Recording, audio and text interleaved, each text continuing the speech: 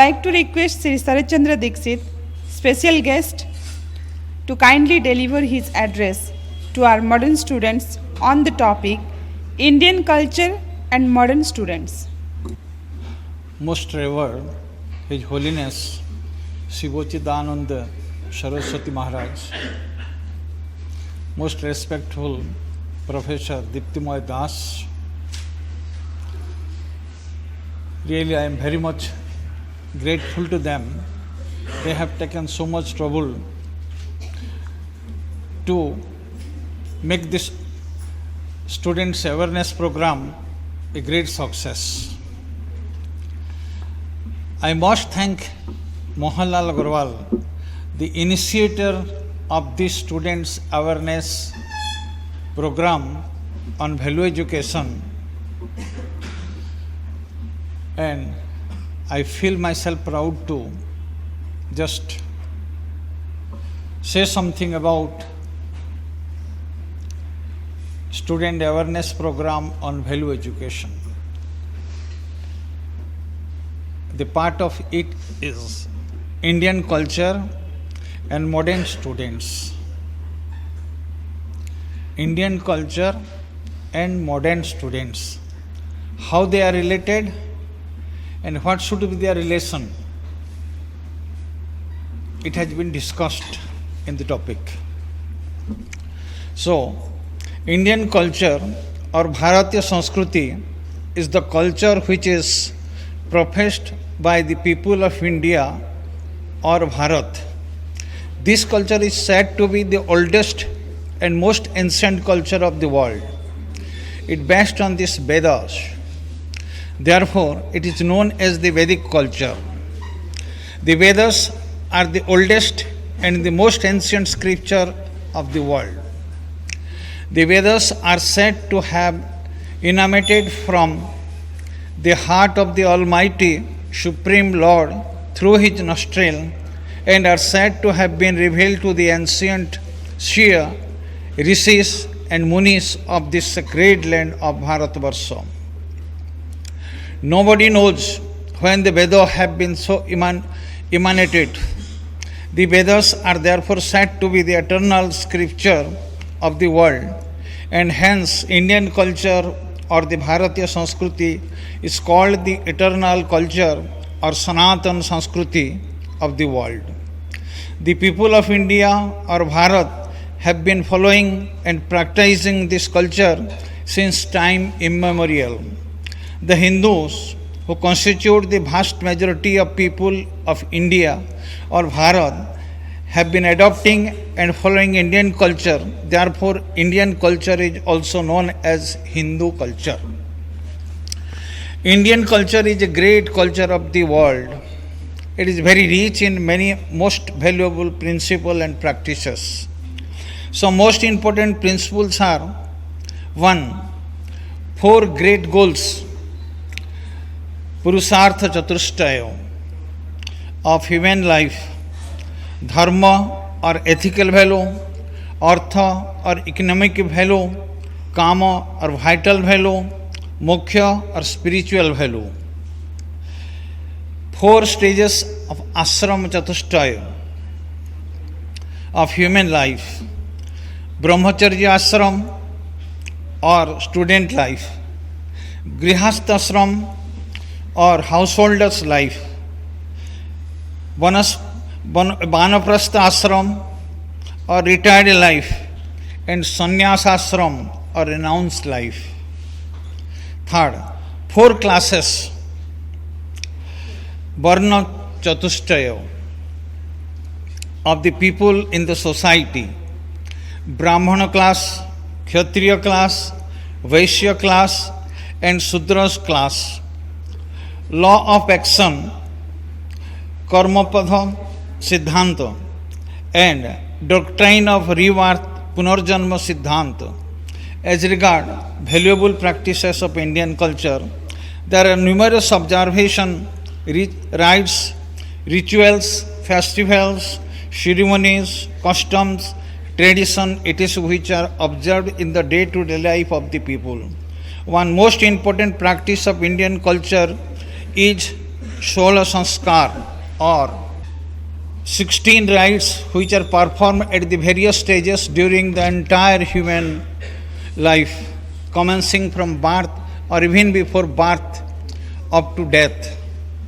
Indian culture, with its various principles and practices, marvelously envisage a well structured, well balanced, purposeful, and complete human life upon this earth. It provides a systematic and gradual transformation of human beings from their animalistic nature into the divine nature, and ascent of human beings towards the perfection. This leads to living an ideal and successful human life, both material prosperous life as well as spiritually purposeful life. Indian culture attaches highest priority to religious pursuit, dharma, and spiritual pursuit, adhyatma. Religions of dharma guides and govern all activities of the day-to-day life of the people of India, and is accepted as the fundamental and foundational great goal of ideal human life. And spiritually or adhyatmikata is regarded as the supreme great goal of ideal human life. However, Indian culture does not neglect economic pursuit or material prosperity and vital pursuit of worldly desires, kamo. Rather, it accords due place to both these great goals of ideal human life. In this manner, Indian culture provides for achievement of all these four great goals of ideal in human life. Thus, Indian culture confer both true material prosperity as well as spiritual peace in the lives of its followers. Further, the follower of Indian culture believe in the common fatherhood of one God.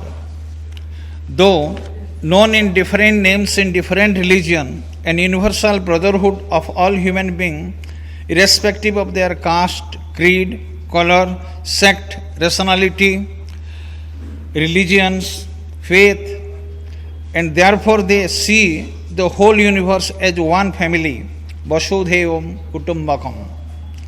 Therefore, Indian culture provides not only for the uplift and welfare in individual personal lives of its followers only, but also seek for the good and welfare of all human beings of the whole world, irrespective of their culture.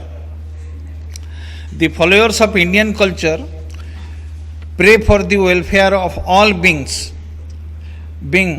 of the world. This is very much from the prayer that they offer to God, such as, may all people of the world be free from diseases, sarve santu niramayo. May all people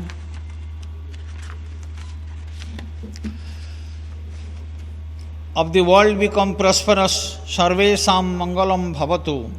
May all people of the world become happy, sarve bhavantu sukhinah.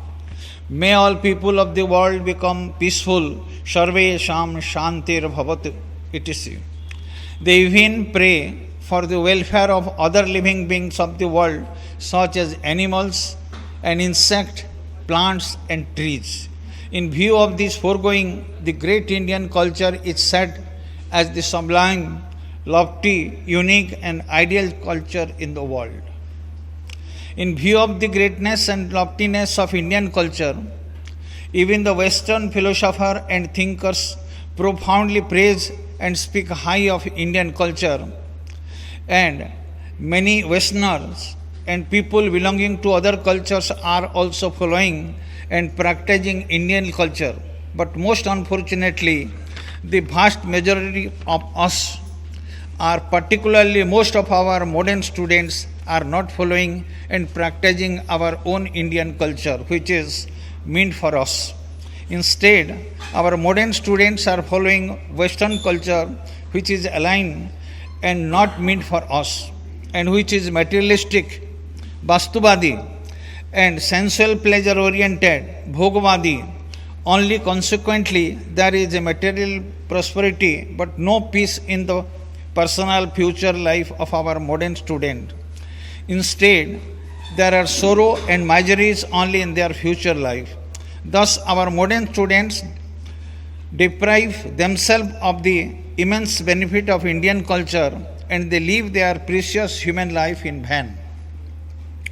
What to speak of following Indian culture, most of our modern students, for no fault of theirs, even do not have adequate knowledge about our own Indian culture. The basic reason for lack of such knowledge is that there is no provision of imparting of education on our Indian culture to students in our modern school, colleges and universities. Further, most of their parents who were previously students in modern schools and educated under modern education system and who do not have adequate knowledge about our Indian culture and do not follow the same in their personal life are not in a good position to train their children on Indian culture at their home. Also, the materialistic pattern of life of most of the elderly persons in our society who were previously students of modern schools and educated under modern education system and who do not have adequate knowledge about our Indian culture and do not follow the same in their personal lives, do not instill inspiration in our modern students to follow Indian culture. In the above situation, our modern students greatly and urgently need to acquire adequate knowledge on subject of our great, lofty, unique, ideal and glorious Indian culture. In this connection, if the study curriculum in our modern school contains teaching on some aspect, topic of the subject of Indian culture, they should learn the same, and if such teaching do not cover all aspect, topic of the vast and entire subject of Indian culture, our modern students need to acquire knowledge on the remaining aspect, topic of Indian culture informally from other reliable sources, including our ancient spiritual scripture and also the books written by our eminent saints and sages. After acquiring such a knowledge, they need to follow and practice Indian culture in their day-to-day life. Thereby, our modern students can live most materially prosperous life as well as spiritually peaceful life. In this manner, they can live a well-structured, well-balanced, purposeful, complete, successful and ideal human life. Thus, they can derive immense benefit both secular and spiritual in their personal lives. Further, following and practicing Indian culture in their day-to-day personal lives by our modern students will also put them in a good position and enable them to train when they become parents their own children on Indian culture at their home. Thereby, their children can also derive immense benefit in their future lives also. In their future lives, such modern students as elderly persons can become the role model in the society. Thereby, other students and also the people around them in the society may get highly inspired and greatly influenced by their personal lives, and they may also inspire and encourage to follow the practical Indian culture in their personal lives, and thereby they can also derive great benefit in their personal lives. As a sequel to the above, the entire society and the whole nation can derive great benefit from it. Thank you all.